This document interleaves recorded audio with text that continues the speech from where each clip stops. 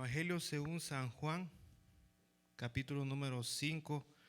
Hermanos, vamos a leer en esta hora y vamos a leer unos versos, comenzando del verso número 2 hasta el verso número 9. Cuando usted lo tenga puede decir amén. Amén.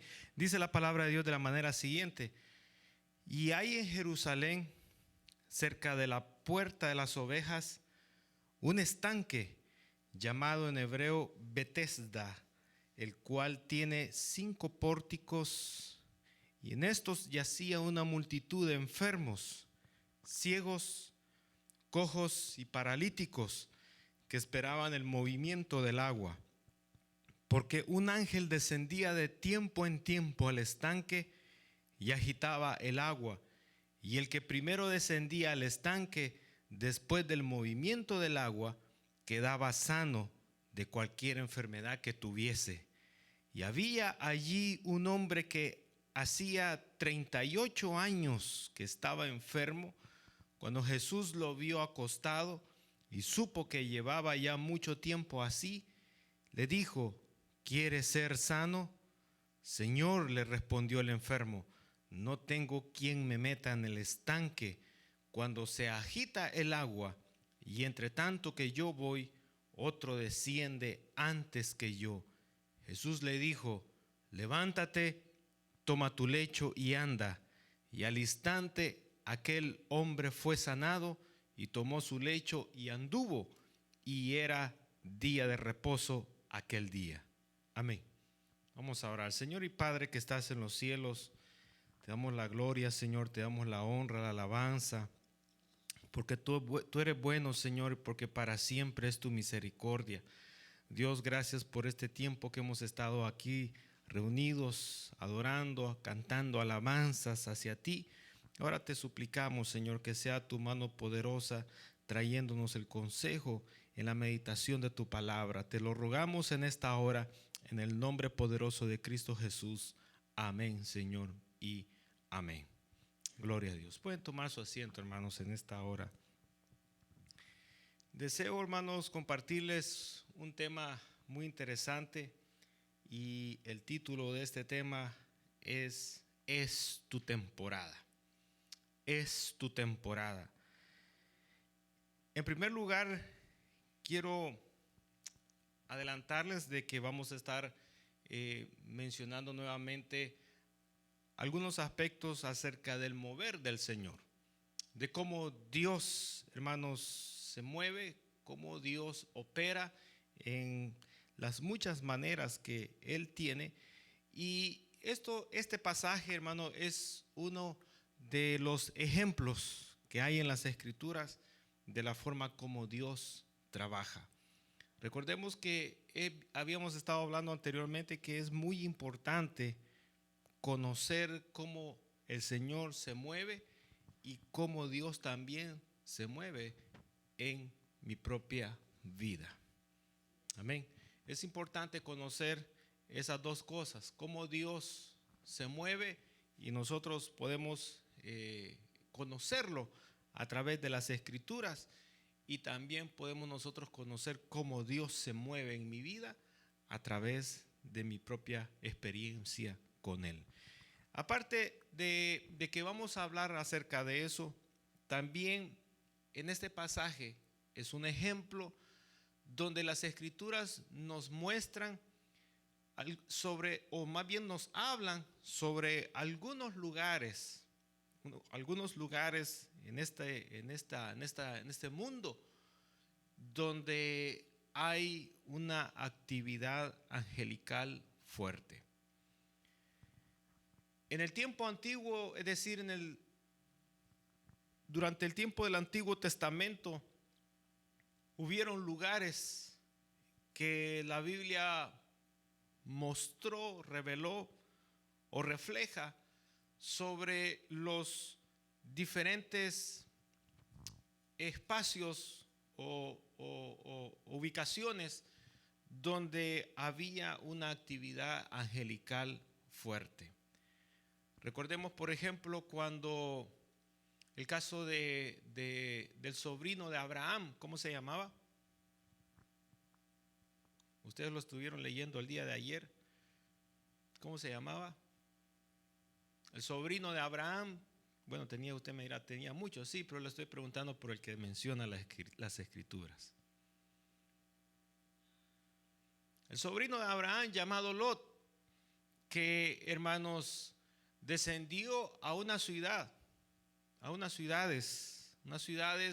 bastante peligrosas en el sentido espiritual y en el sentido también literal, ciudades, hermanos, perversas. ¿Cómo se llamaban? Se llamaban las ciudades de Sodoma y las ciudades de Gomorra.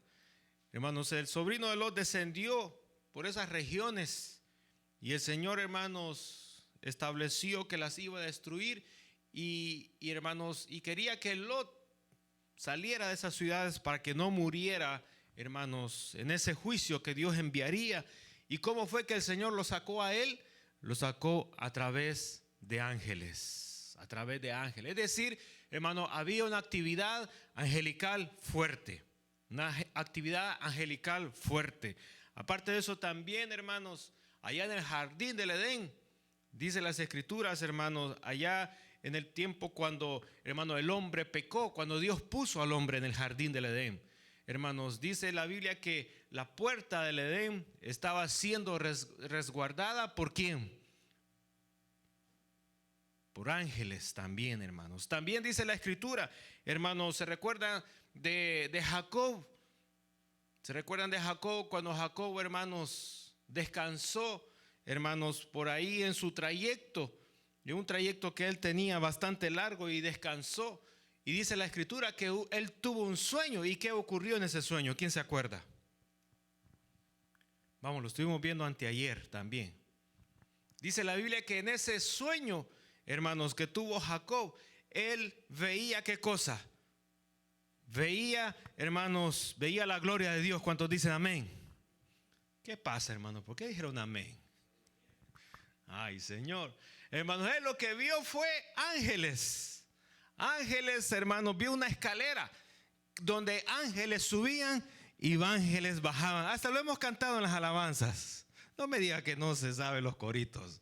Hermano, los ángeles subían y ángeles bajaban por esa escalera. Entonces, es decir, hermano, que cuando Jacob, hermano, se despertó asustado, salió corriendo de ahí. ¿Cuántos dicen amén a eso? No, pero entonces, ¿qué hizo Jacob? A ver, si me dijo no es porque sabe, entonces, ¿qué hizo? ¿Qué fue lo que hizo? Dice la Biblia que Jacob en ese momento, dice, se quedó admirado, asombrado y dijo, caramba, este lugar no es otra cosa más que casa de Dios y puerta del cielo. ¿Cuántos dicen amén, hermano? Dios mío, hoy están al revés. Cuando deben decir amén, no lo dicen, y cuando no deben decir amén, dicen amén. Hermano, eso es lo que dice la escritura. Hermanos, que él dijo, esto no es otra cosa más que casa de Dios y puerta del cielo. ¿Por qué? Porque vio, hermanos, que había una escalera, hermanos, que estaba comenzaba en la tierra y terminaba en los cielos, y ángeles bajaban, ángeles subían. Aleluya, gloria a Dios, hermano. Hay que venir más seguido, hermano, a las escrituras. Hay que leerlas más. Vamos a dar una tarea hoy mientras estemos comiendo. Hoy tenemos suficiente comida, hermano. Aleluya. ¿No dijeron amén? Ah, vaya pues, hermano, deme esperanza, por favor. Así que, hermano, dice la escritura que al mencionar esos lugares, había ¿qué cosa? Había actividades angelicales fuertes. Si no lo leyó, o si lo leyó, si les olvidó, ahora ya se lo recordé. Ya le mencioné algunos ejemplos, algunos, no son todos, hay más. Pero esos son algunos ejemplos, hermanos, donde Dios revela a través de las escrituras que en esos lugares había presencia angelical fuerte. Le pregunto, ¿en su casa hay presencia angelical? Espérenme, me voy a destapar los oídos para oír ese amén rotundo. Hay en su casa, en su habitación, en su cuarto, ¿qué ambiente se puede respirar? ¿Hay actividad angelical? Bueno, hay un amén, hay otro, hay dos amenes. Gloria a Dios por esos amenes. Hermanos, ¿qué evidencia tiene usted de esa actividad angelical? Bueno, algún sueño que usted tuvo de un ángel que estaba ahí guardando, caminando, mostrándole, hablándole a usted en algo, mostrándole algo de Dios, enseñándole, trayendo alguna palabra del Señor, algún mandamiento del Señor. Hermano, los ángeles, ese es su trabajo. Hermanos, ¿sabía usted que cuando Dios, hermano, venga a traer a su iglesia, habrá actividad angelical también? ¿Lo sabía? Porque la Biblia dice que sonará, dice, la trompeta. ¿Y quién tocará esa trompeta? Bueno, dice con voz de arcángel, con trompeta de Dios. Hermano, habrá actividad angelical en ese momento. Y durante el periodo de la gran tribulación, que caerán los juicios de Dios, dice el libro Apocalipsis, lo hemos estudiado, hermano, eso está lleno de ángeles, hermano, trayendo mandamientos, juicios y palabra de Dios a este mundo. Es decir, hermano, que los ángeles son primos nuestros. ¿Dicen amén a eso?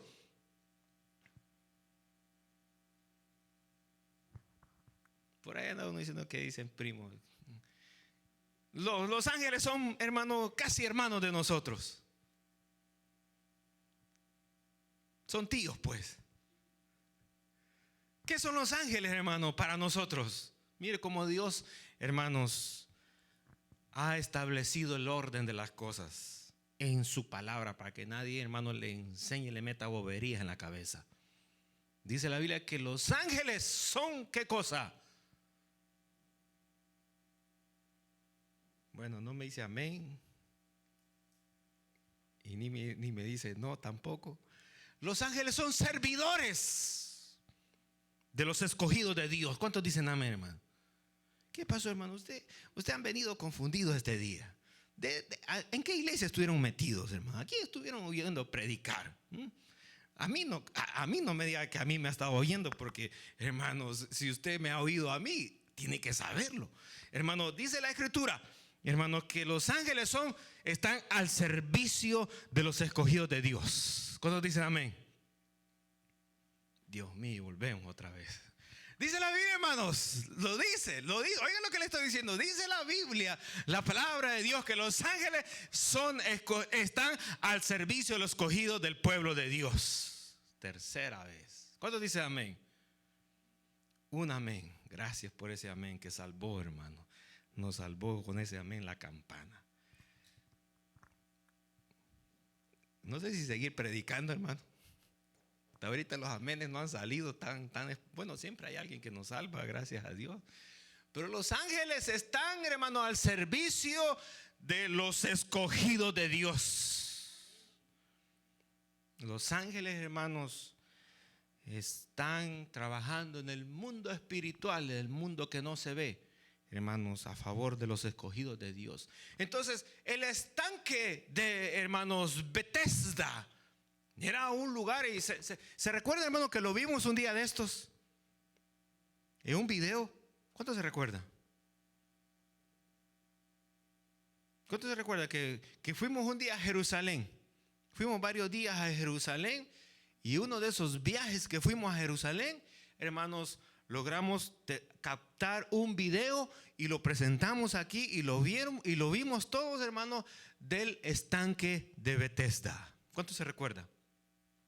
Yo me acuerdo quiénes estuvieron presentes. Ahora, ¿pero usted se acuerda que estuvo presente? Bueno, ya lo vimos, hermano, ya lo vimos. Hay que comer más pescadito, ¿verdad, hermano? Más pescadito, para que, ¿verdad? Aquí no se nos olvide. Y orar para que el Señor nos recuerde también. Pescadito y oración, las dos cosas, hermanos, son muy útiles. Fíjese, lo vimos cómo era el estanque de Bethesda, hermanos, allá en Jerusalén. Pero bien, hermanos, fíjese, en ese estanque de Bethesda era un lugar donde había presencia angelical fuerte, como en los otros ejemplos que le acabo de mencionar. Había una actividad fuerte, hermanos, de ángeles. Y Dios, hermano, los había enviado con un propósito. Fíjense, los ángeles, hermanos, los ángeles no toman voluntades propias como nosotros los humanos. ¿Cuántos dicen amén? Bien interesante, bien interesante. Los que tomaron voluntad propia son los que se pasaron del lado de Satanás. Cuando, hermanos, Satanás intentó, hermanos, en aquel tiempo pasado, hermanos, querer, hermanos, tomar el trono de Dios. Ellos tomaron voluntad propia, hermanos, y esos son los espíritus inmundos que hoy conocemos y son los demonios que hoy conocemos, hermanos, con ese nombre. Entonces, hermanos, la escritura dice que los ángeles, hermanos, siempre están al servicio de los escogidos de Dios y, hermanos, también están para ejecutar, hermanos, los mandamientos del Señor. Entonces, ellos estaban, fíjense, estaban en este lugar llamado Betesda con un mandamiento de Dios. No era voluntad de él, era un mandamiento de Dios. ¿Cuál era el mandamiento de Dios? El mandamiento era, hermano, de que ellos agitaran el agua, como dando a entender que durante el tiempo que el agua se agitara, cualquier enfermo que se introdujera al estanque lleno de agua limpia, iba a ser sanado en el instante de cualquier enfermedad. Ahora bien, es interesante también ver, hermanos, de por qué Dios había escogido un estante y no el templo. Ahí hay un mensaje.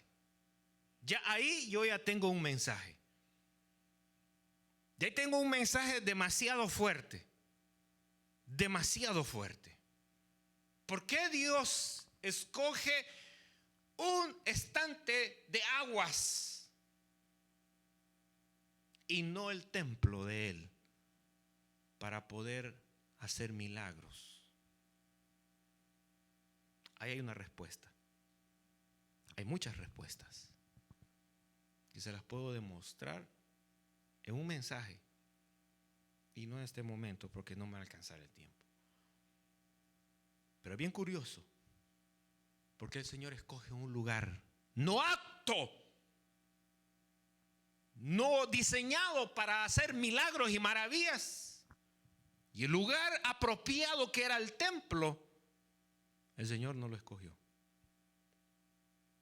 Bueno, usted se recordará cuando el Señor Jesús entró al templo, ¿qué encontró Él? Encontró gente llena de corazón, agradando a Dios en ese lugar. ¿Dicen amén a eso? Tengan mucho cuidado. Tengan mucho cuidado, ni que se le vaya a salir entre dientes. El Señor encontró todo lo opuesto. Encontró corazones indispuestos, perversos, dentro de su casa. Y por eso fue que cuando el Señor entró a su templo, agarró una correa, un lazo y los azotó, los corrió, los azotó, hermano, les golpeó, hermano, y las mesas que tenían toda esa gente las volteó. Y dice la escritura estas palabras que el Señor mencionó en ese momento: mi casa, casa de oración será llamada para todas las naciones del mundo. No había gente, no era lugar apropiado. Puede ser, hermano, que estemos en el lugar apropiado, pero las personas quizás no estén en las condiciones óptimas que Dios requiere para poder mostrar su poder sobrenatural en los cuerpos de los que están presentes. Y ahí hay otros dos mensajes más. Pero voy a dejar eso a un lado. Dios escoge un estanque de aguas. Y el requisito, hermanos, para poder ser sanado, qué curioso, qué curioso, qué curioso también, era estar sumergido bajo el agua. agua, hermanos, es un elemento que es utilizado por Dios muy a menudo. ¿Para qué? Para poder, hermanos, dar a conocer de que el agua limpia, ¿sí? Y que de la misma manera, hermanos, para poder tener, hermanos, o gozar, hermanos, de las bendiciones de Dios, la limpieza siempre va a ser un requisito de Dios. Nosotros a eso pareciera que no le hemos dado mucha atención, no le hemos prestado mucha atención y lo hemos pasado por alto, porque sabemos que cuando nosotros, hermanos, lo tomamos en serio, vamos a tener problemas con nuestros vecinos, vamos a tener problemas con las personas, vamos a tener dificultades, hermanos, con los que nos rodean. ¿Por qué razón? Porque, hermanos, si no hay limpieza, hay pecado, hay mancha, y a Dios, hermanos, eso le desagrada. En cambio, si nosotros, hermanos, hablamos de limpieza, hablamos de rectitud, hermanos, lo más común es que las personas se ofenden y empiezan a decir: ya va este otra vez lanzándome la pedrada, lanzándome la indirecta. No es indirecta, es directa para usted. Es directa para usted. Hermano, la limpieza siempre va a ser requisito para todo dentro de la casa de Dios. Vaya a mirar o vaya a lo que vaya, siempre será un requisito delante de Dios, no delante de los hombres. Delante de los hombres, hermano, eso no vale, pero delante de Dios sí vale mucho. Entonces, hermano, era curioso que Dios escogiera un lugar donde había presencia de agua, no sucia, limpia, para limpiar la suciedad. Y cuando, hermanos, vemos que Dios escoge este lugar para poder, hermanos, traer presencia angelical y que hubiera sanidad en ese lugar, hermanos, para cualquier enfermedad, suena también, hermanos, muy interesante otro aspecto muy curioso, y es de que el estanque de agua donde estaba la presencia angelical tenía un nombre. Bueno, ¿sabía usted en qué idioma se escribió el Antiguo Testamento? Se escribió en inglés. Amén.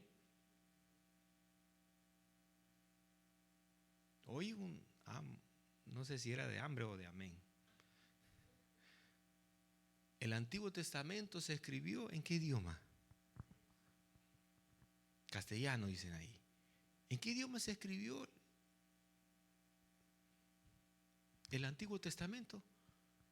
Se escribió en el lenguaje de los judíos. Se escribió en hebreo. En hebreo. Y el Nuevo Testamento, ese sí se escribió en castellano. ¿Cuántos dicen amén? Tampoco, hermano. El Nuevo Testamento, ¿en qué idioma se escribió? También en hebreo, hermano. Amén. Tampoco, no diga amén. ¿En qué idioma se escribió el Nuevo Testamento? Hoy los meto al Instituto Bíblico, hermano. A todos. ¿En qué idioma se escribió el Nuevo Testamento? Se escribió en un idioma que era el idioma en que se hablaba en todas esas regiones. Era el idioma popular y era el idioma italiano. Amén. No, ¿qué idioma era? Hoy sí, era el griego. Era el idioma griego. ¿Cuántos dicen amén, hermano? Amén. Solo un amén. Hermano, se escribió el antiguo en hebreo y el nuevo en griego. Yo siempre que le predico le pongo ahí: esta palabra es en hebreo, esta palabra es en griego, esta palabra en hebreo, esta palabra, y ahí siempre los pongo. Así que cuando me vea predicar, tómele foto para que no se le olvide. Y ahí va a ver las letritas. Y cuando le pregunte, usted revisa la foto. Ahí está la respuesta correcta. El Antiguo Testamento en hebreo y el Nuevo Testamento en griego. Eso quiere decir que los evangelios, el evangelio de Mateo, de Juan que estamos leyendo, estaba escrito ¿en qué idioma? en griego. Estaba escrito en griego. Pero es curioso que al dar el nombre del estanque, el escritor del Evangelio según San Juan no da su nombre en griego. ¿Por qué? Porque no nos importa saberlo. Qué fácil, ¿no? No nos importa saberlo. No da su nombre en griego, sino que da su nombre original, y aclara allí su nombre original en qué, en hebreo. ¿Me están entendiendo? Estaba supuesto que la narración de estos versos que acabamos de leer, están en griego. Y estaba supuesto que al mencionar el nombre del estanque se mencionara su nombre en griego. Pero no se menciona su nombre en griego. ¿Por qué? Porque no nos importa. No nos sirve de nada. Es más, si apareciera su nombre en griego, hermanos, de seguro nos iba a confundir. Y Dios decide por voluntad propia, hermano, omitir el nombre en griego si es que lo había. Y aclara, su nombre original del estanque es en hebreo Betesda. Ahora, ¿por qué? Vea lo que dice ahí. Porque Betesda en hebreo significa casa de la amabilidad.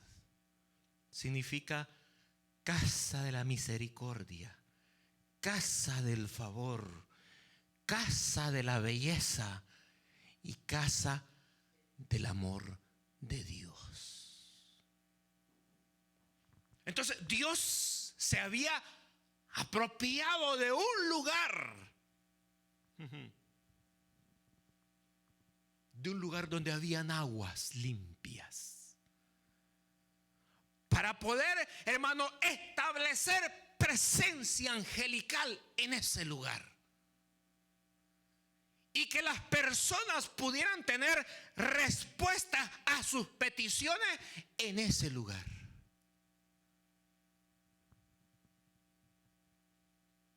Y no en el templo. ¿Sabía usted que nuestro cuerpo es templo y morada del Espíritu Santo de Dios? Eso quiere decir que usted anda cargando con un Betesda. O usted anda cargando con un templo.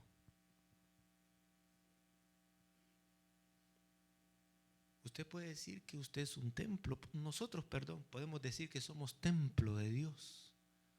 Pero Dios no puede estar con nosotros. Podemos ser un edificio físico. Podemos ser un cuerpo de carne, de hueso y de sangre. Y Dios no puede estar presente. Entonces Dios se va a tener que buscar ¿qué? Un estanque, otro lugar. ¿Para qué? Porque Él anda buscando dónde mostrar su poder sobrenatural. ¿Usted cree que Dios tiene, hermanos, su poder guardado porque Él no lo quiere gastar y lo quiere dejar para el último año de la tierra? No, hermanos, no lo tiene guardado. Lo que pasa es que no ha encontrado dónde utilizarlo. Y la manera donde Él lo puede utilizar es en un templo o en un lugar llamado el estanque de Betesda. Y Betesda era el lugar entonces donde Dios, hermano, estaba haciendo su presencia para poder traer una respuesta de Él al hombre necesitado. ¿En qué área? Hermanos, no era en la área financiera, no era, hermano, en el área y cualquier laboral, etcétera. Era en el área, hermanos, de la salud del cuerpo, en la salud física, dirigido hacia la enfermedad.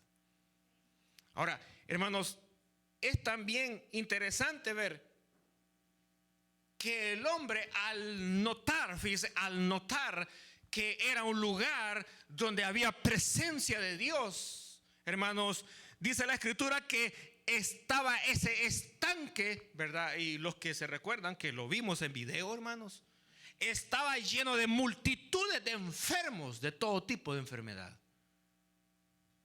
Ahora, trate de traer a memoria el lugar, el estanque ese. Hermano, en ese lugar no había ni espacio para tanta multitud, como dice la escritura. Cuando la escritura habla de multitudes, habla de miles, habla de 5,000, habla de 10,000, hermano, habla de cientos de personas. Y aquí, hermano, un estanque, hermano, tan pequeño, no vaya a pensar, hermano, que era toda una costa de una playa, hermano, era un estanque pequeño de aguas. Y estaba rodeado de enfermos, hermano, ahí dice la escritura, de ciegos, de paralíticos, hermano, cualquier tipo de enfermedad, ahí estaban presentes, esperando el momento en que un ángel moviera el agua, porque en el movimiento de las aguas, hermano, ahí era la señal, el indicativo, que era el tiempo para poder sumergirse, y el que llegaba primero era el que quedaba completamente sano. Ahora, ese mover de las aguas, hermano, dice aquí la escritura nos dice que no tenía ni día, ni mes, ni año, ni hora, ni minuto, ni segundo. Es decir, si usted de verdad estaba necesitado,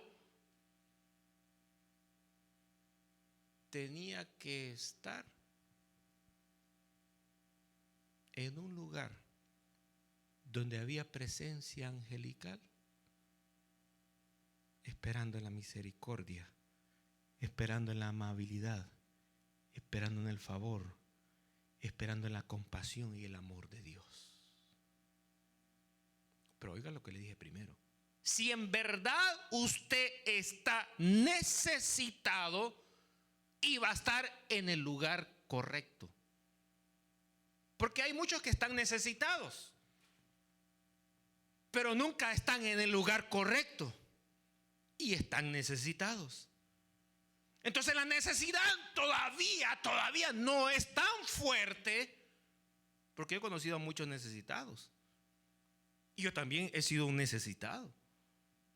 Pero yo he conocido a tantos necesitados que en verdad no necesitan nada de Dios.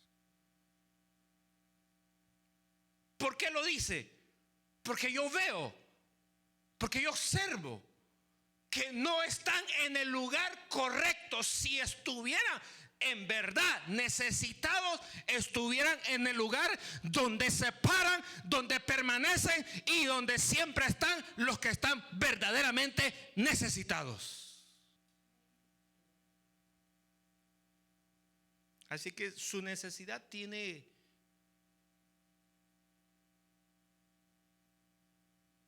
es como los doctores. Cuando el doctor le dice a usted, ¿tiene dolor? Sí. Ok, de 0 a 10, ¿en qué número está tu dolor? Entonces, dependiendo del número que usted le da, el doctor puede medir con el número que usted le da, porque el doctor no puede sentir su dolor. Entonces el dolor necesita tener una idea qué tan fuerte o qué tan débil es el dolor que usted siente. ¿Para qué? Para darle el medicamento correcto. Entonces le pregunta de 0 a 10, ¿en qué nivel está, en qué número está tu dolor? Y usted le da un número. Y cuando le da ese número, el doctor dice, no es grave. No es grave, no. Te voy a recetar esto liviano. Pero si el dolor es alto el número que usted le da, entonces el doctor dice, esto necesita emergencia. Vamos, movámonos rápido, esta persona está necesitada. Y así estamos nosotros delante de la casa de Dios, delante del Señor, delante del Señor, así estamos nosotros. Hay necesidades que nos hace a nosotros necesitados, personas necesitadas. Pero hay necesidades que no nos empujan a buscar a Dios, no nos empujan. Nosotros las podemos resistir. La necesidad nos empuja y nosotros la resistimos. Somos necesitados, tenemos necesidades del nivel 1, número 2, número 3, número 4, número 5. Y nos damos vuelta y agarramos la necesidad y hasta la agarro y hasta lo domino. Quieta, aquí te quedas. Y le metemos la mano en el cuello y ahí le tenemos dominada. Y no necesitamos de Dios, pero somos personas necesitadas.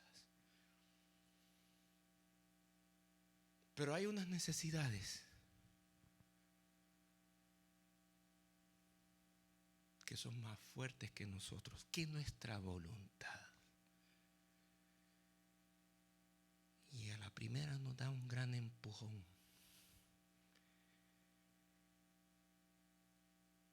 Que vamos a caer hasta de boca a los pies de Cristo. Y no nos levantamos hasta que Él tiene misericordia de nosotros.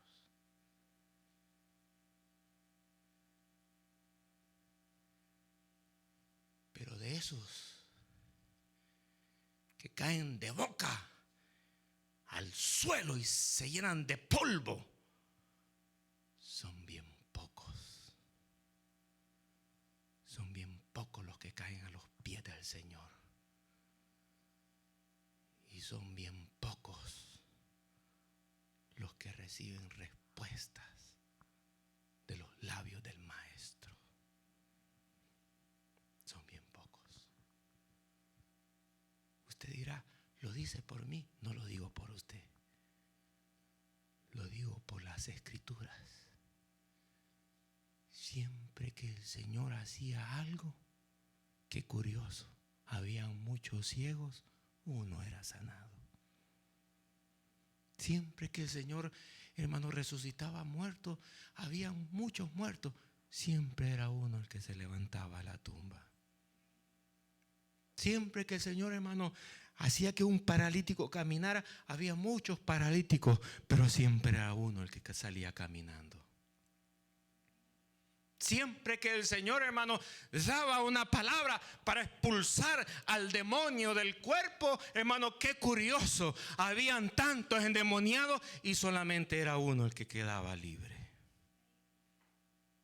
Y así le puedo mencionar, hermano, enfermedades, la lepra, etcétera. Hermano, siempre había uno que quedaba libre de la enfermedad. Por eso le digo, hermanos, este estanque que está aquí estaba lleno de multitudes de enfermos. ¿Pero de cuáles cree usted? ¿De los que dominaban su necesidad o de aquellos que la necesidad los había, hermanos, lanzado de boca a los pies de Dios en este lugar?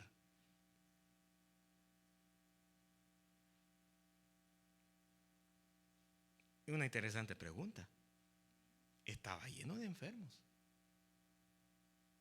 Y la Escritura no nos dice, cuando menciona a este hombre enfermo, ¿cuál era la enfermedad de él?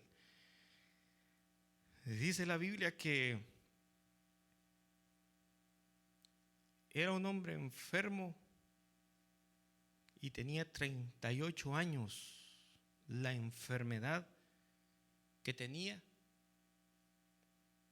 y era un hombre, hermanos, de seguro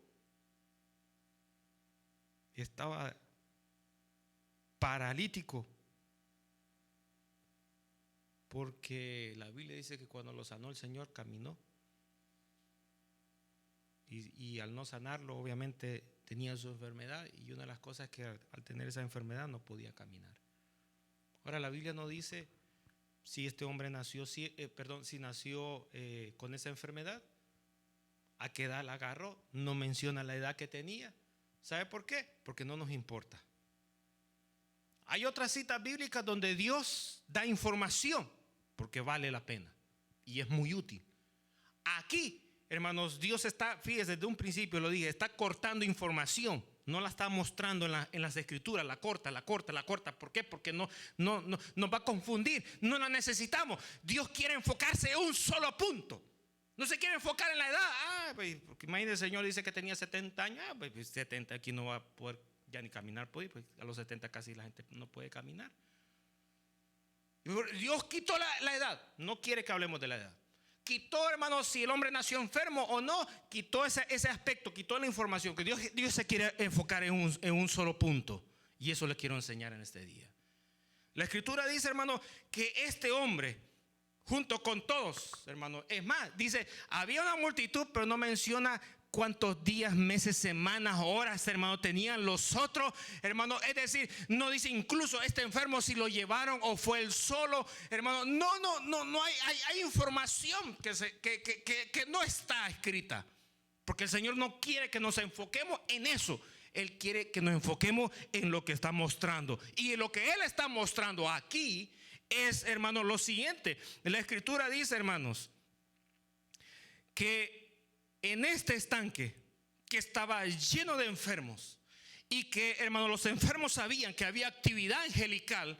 Dice la escritura, hermanos, que ellos los que esperaban era, dice aquí en el verso, aquí en el párrafo que leíamos, dice que porque un ángel descendía de tiempo en tiempo al estanque. Ahora, déjeme decirle lo que dice la escritura en su lenguaje original. Dice que los ángeles descendían. Oiga lo que le voy a decir.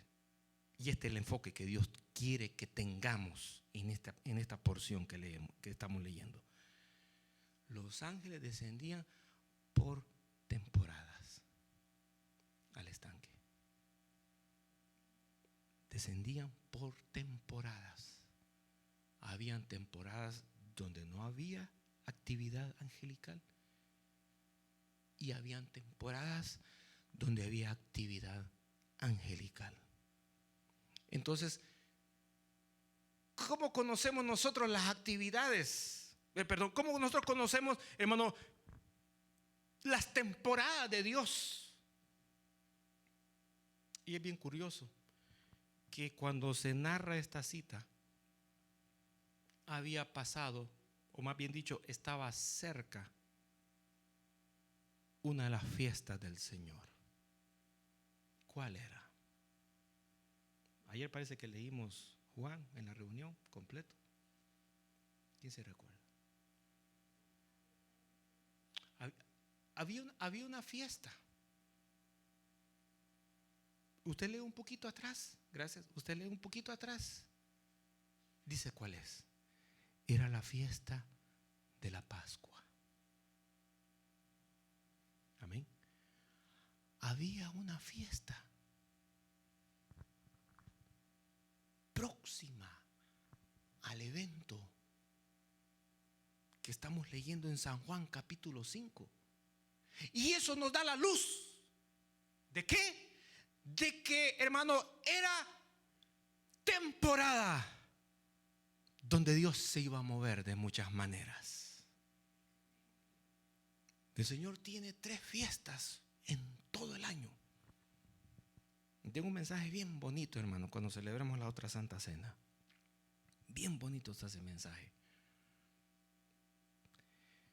El Señor tenía 3 fiestas. La fiesta de la Pascua, la fiesta del Pentecostés y la fiesta de los tabernáculos. Y en esas 3 fiestas había actividad fuerte del Señor. Y estaban aquí, hermano, en la temporada de una Pascua, cuando el Hijo de Dios se hace presente al lugar donde había actividad angelical. Mire qué bonito. ¿Cuánto dan gloria a Dios, hermano? Mire qué bonito. ¿No le gustaría, hermanos, que en su templo, hermano, hubiera presencia de Dios, presencia angelical? y que el Señor lo visitara, hermano, de una manera muy, pero muy especial y tremenda. Eso es de codiciarlo, hermanos. Eso es para que le ponga 20 millones, hermano, en billete puro verde, hermano, de un lado, y le ponga, hermano, del otro lado, hermano, la presencia angelical, y para que usted le tire una patada a todos esos billetes verdes y corra, hermano, a la presencia, a buscar la presencia de Dios. Pues mire, hermanos, aquí había una presencia fuerte, no solo de ángeles, sino que ahora viene el Hijo de Dios al estanque. Y cuando el Señor, hermano, llega al estanque, fíjese, cuando el Señor llega al estanque, y hermano, el Señor conocía a toda esa multitud enferma. Pero qué curioso, escoge a uno que tenía una enfermedad que la tenía ya en su cuerpo por 38 años. Yo me pregunto, ¿por qué no escogió a otro? ¿A quién hubiera escogido usted, hermano? Cuando usted mira a las personas necesitadas, ¿a quién escoge? Hay quienes escogen a los niños. Hay quienes escogen a las niñas. Hay quienes escogen a los bebés, a los recién nacidos. Hay quienes escogen a alguien que trae un defecto físico. Hay quienes que escogen a jóvenes, a jovencitas. Hay quienes que escogen a adultos. Hay quienes que escogen ya ancianos. Hay quienes que escogen a personas que están agonizando.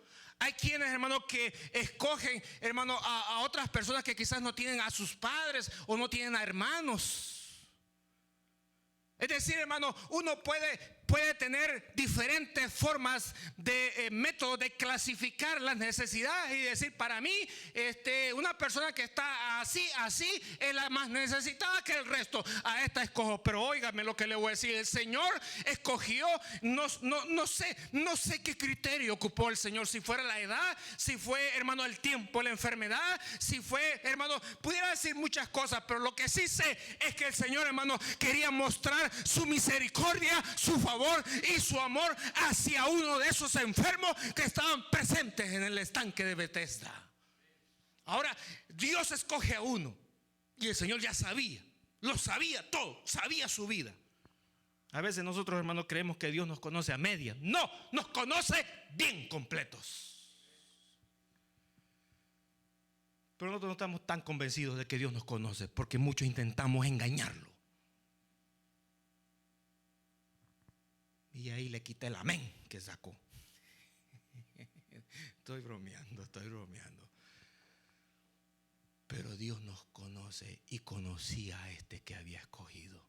Y cuando lo escoge, perdóneme lo que le voy a decir. Perdóneme lo que le voy a decir. Pero dígame amén, pues, porque me va a perdonar. Perdóneme lo que le voy a decir. Dígame amén.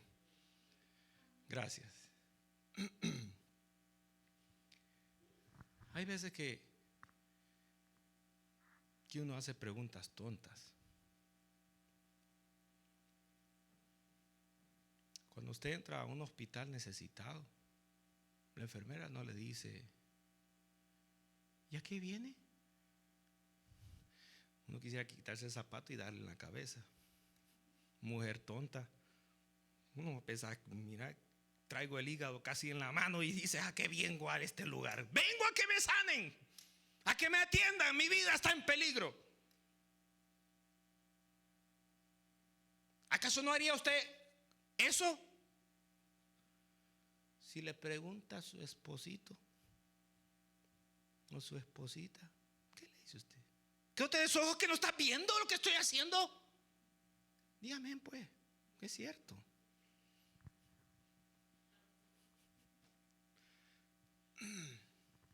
Bueno, a veces son preguntas tontas, pero óigame, el Señor cuando vio al enfermo le hizo una pregunta que en lo terrenal para nosotros es una pregunta tonta y da molestia. Pero fíjese que el Señor, hermano, en el reino de los cielos esa pregunta no es tonta.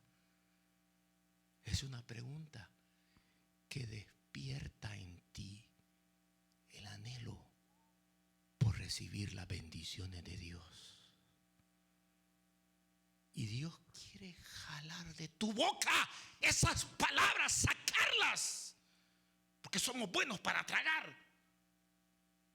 nos tragamos palabras que deberíamos de sacarlas y mencionarlas al Señor.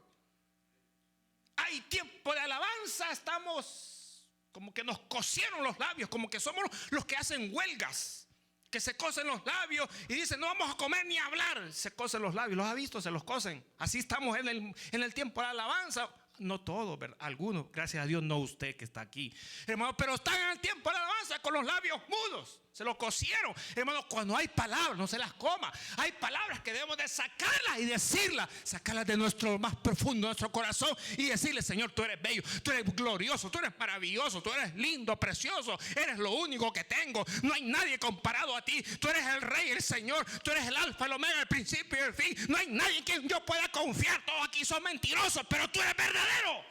Aleluya. Es decir, hay tantas palabras. Y el Señor, cuando se le acerca a alguien, siempre le pregunta: ¿querés? Para que uno por lo menos saque el sí, le diga sí. Siempre el Señor les preguntó a todos, siempre les preguntó a todos: ¿querés ser sano? ¿Querés recibirla? Imagínate, le preguntaba a los ciegos: ¿querés recibir la vista? Imagínate, el esposo, la esposa le pregunta a su cónyuge: ¿querés comer? Y el hombre ahí muriéndose del hambre. Qué pregunta tonta. Servime ya la tortilla que me muero. Hermano, el Señor quiere que nosotros le digamos a Él, hablemos con Él. A Él le encanta. ¿A cuánto le gusta hablar, hermano? Hasta por los codos. Ustedes son mudos, pues. Hermano, hable con el Señor, platique con Él, hermano. Él desea oírnos, Él desea entablar una relación, hermano, una plática con nosotros. ¿Lo sabían? Entonces, hable con Él, hermano. El Señor le pregunta, el Señor Jesús le dice al enfermo: ¿quieres ser sano? Y el enfermo, ¿qué le dijo? Le dijo sí. Amén, hermanos. No, ¿sabe? Ni le dijo sí. Lo que le dijo fue: es que yo no puedo. Como mucho, ¿cree usted que Dios? Es que yo no puedo. Ganas de darle un bibliazo en la cabeza dan. Es que no le estoy preguntando si puede, le estoy diciendo: ¿cree usted que Dios lo puede hacer? Insiste, es que mire, es que yo soy. Cállese la boca. Le estoy preguntando: ¿cree usted? La respuesta tiene que ser sí o no. No responda ya más, porque se va a meter en líos. Y el Señor le estaba diciendo al enfermo: ¿quiere ser sano? Y quería oír del enfermo: sí, un rotundo sí. Diga conmigo: sí. ¿Cómo que tiene pulmonía? Diga sí. Fuerte. En inglés: yes. Diga yes, pues tal vez. En alemán, ¿cómo es en alemán? ¿Cómo es? Alemán lo dejamos para más tarde. Dios quiere, hermano, que usted diga: sí, Señor, amén a tus promesas. Lo quiero, lo necesito. Y mire, hermano, y el enfermo empieza: ay, que mire, que quejarse. Ay, Dios mío. ¿Y sabe qué hizo el Señor, hermano? El Señor sabía que era un hombre necesitado, tremendamente necesitado, hermano. Y mire, y hay cosas, hay veces, hermano, que Dios, mire, mejor ni se quiebra la cabeza con nosotros hablando, hermano, ni discutiendo. Y mejor es lo que hace es que rompe las cadenas de la enfermedad y da la victoria en ese momento. Aleluya. Así que, hermano, no ya ni quiso seguir platicando con el enfermo. Perdónenme lo que le voy a decir: hay personas que son testarudas para recibir las promesas de Dios. Son tan testarudas que es mejor, hermano, el Señor decide ya ni estar hablando ya más, sino que de un solo suelta el poder de Él, hermano, y hace milagros y maravillas en el instante.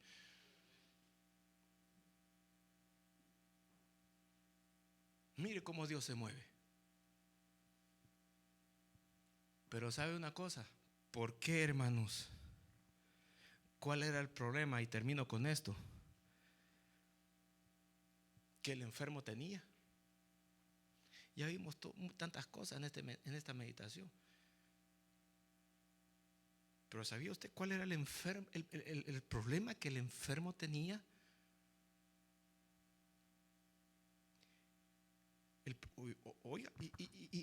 Oiga lo que le voy a decir. Y aquí le voy a cambiar la forma de pensar a muchos.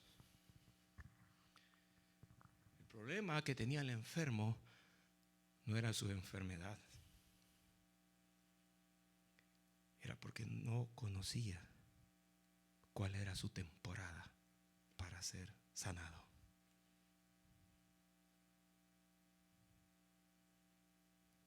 No sé si se liberó con lo que acabo de mencionar.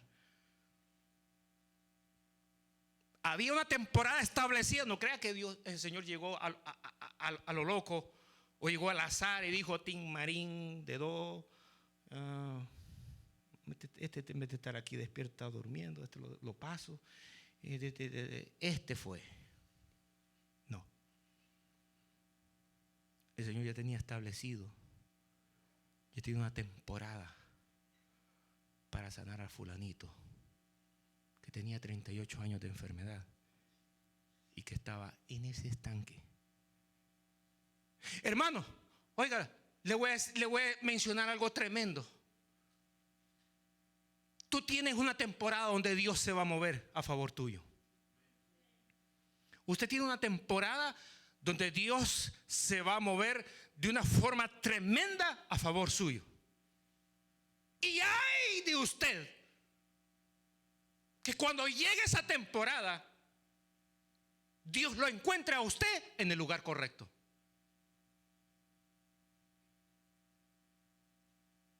Porque el Señor llegó a Jerusalén y al entrar en Jerusalén le dijo: Jerusalén, ay de ti, porque no conociste el tiempo de tu visitación. Y envió juicio. Y de la misma forma se aplica a nosotros. Hay una temporada donde Dios se va a mover de una forma tremenda a favor de nosotros. Va a romper ataduras, va a hacer milagros, va a hacer sanidades, va a traer prosperidad, va, hermano, a hacer tanta cosa alrededor tuyo. Y hay de ti que cuando la temporada que Dios ha establecido a favor tuyo, tú estés en el lugar correcto para recibirla. Este enfermo era uno de esos que la enfermedad lo había lanzado de boca al suelo a los pies de Cristo, y de ahí no se movió. No sabemos cuántos años estuvo ahí, pero de ahí no se movió. Y estaba imposibilitado. Y dice la Biblia, literalmente, en su lenguaje original, que el enfermo le dijo al Señor Jesús: no tengo a ningún hombre que me ayude para meterme al estanque, porque otro desciende antes de mí. Te voy a decir algo: tú no necesitas la ayuda de nadie, de ningún hombre, de ninguna mujer, de ninguna cosa material. Lo que necesitas es recibir la temporada, porque Dios tiene una temporada que se moverá Él a favor tuyo y moverá todas las cosas a favor tuyo. Eso no va a ser el hombre, lo va a hacer el Señor Jesucristo, por su misericordia, por su bondad, por su amor y por su amabilidad para contigo. Aleluya. Bendita sea la misericordia de Dios. Dios se va a mover, hermanos, en nuestra temporada, en tu temporada. Ahora, identifica tu temporada y vete al lugar correcto para recibirla. Pongámonos de pie en esta hora. Señor y Padre que estás en los cielos, gracias te damos, Señor, por tu misericordia, por tu fidelidad. Te rogamos, Señor amado, que seas tú mostrándonos, Señor amado, tu voluntad perfecta a favor de nuestras vidas. Señor, guárdanos, cuídanos. Permite, Señor amado, que estemos siempre en el lugar correcto, para que cuando venga nuestra temporada recibamos lo que nosotros tanto anhelamos de parte tuya. En el nombre poderoso de Cristo Jesús. Amén, Señor, y amén. Aleluya. Gloria a Dios. Bendito.